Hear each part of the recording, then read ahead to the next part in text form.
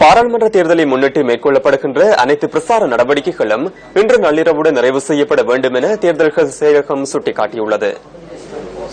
நள்ளிரவிற்கு பின்னர் எந்தவொரு தேர்தல் பிரசாரத்திலும் ஈடுபடுவது சட்டவிரோதமான செயலாகும் என மேலதிக தேர்தல்கள் ஆணையாளர் MM முகமது குறிப்பிடுகின்றார்.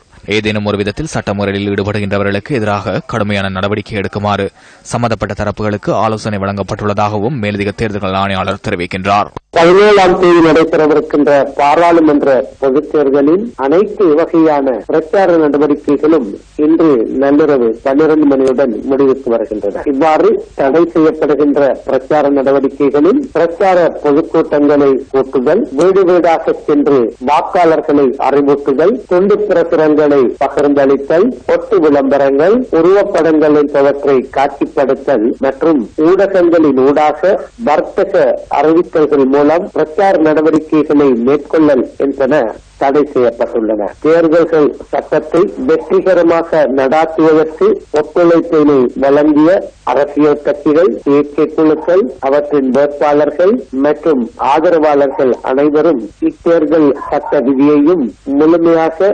நடைமுறைப்படுத்த சட்டம் ஒத்துழைப்பினை வழங்குவார்கள் என தேர்தல்கள் திணைக்களமும் போலீஸ் திணைக்களமும் எதிர்பார்க்கின்றன. இச்சட்ட விதிகளை மீறி நடந்து கொள்பவர்களுக்கு எதிராக இந்த 2 திணைக்களங்களும் உரிய சட்ட நடவடிக்கைகளை எடுப்பதற்கான ஏற்பாடுகளையும் மேற்கொண்டுள்ளன. பிரசார கூட்டங்களை நடத்துதல், வீடு வீடாக சென்று வாக்குகளை கோருதல், துண்டு பிரசுரங்களை விநியோகித்தல், கட் அவுட் மற்றும் சுவரொட்டிகளை காட்சிப்படுத்தல், ஊடக விளம்பரங்கள் என்பன முற்றாக தடை செய்யப்பட்டுள்ளன.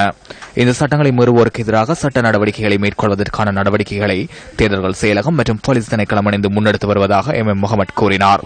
தேர்தல் சட்டங்களை சரியாக நடைமுறைப்படுத்தும் பொருட்டு அனைத்து கட்சிகள் மற்றும் சுயேட்சை குழுக்களின் வேட்பாளர்களினதும் ஆதரவாளர்களினதும் ஒத்துழைப்பை தேர்தல்கள் செயலகம் கோரியுள்ளது. இன்று நள்ளிரவின் பின்னர் வேட்பாளர் ஒருவரால் மாவட்டத்தில் ஒரே ஒரு தேர்தல் அலுவலகத்தை மாத்திரமே நடத்தி செல்ல முடியும் எனவும் மேலதிக தேர்தல்கள் ஆணையாளர் சுட்டிக்காட்டியுள்ளார்.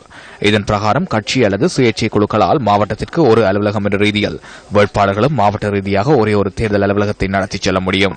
இது தவிர வேட்பாளர்கள் தமது வீடுகளையும் தமக்கான தேர்தல் அலுவலகங்களாக நடத்தி செல்ல முடியும் என மேலதிக தேர்தல்கள் ஆணையாளர் மேலும் தெரிவித்துள்ளார்.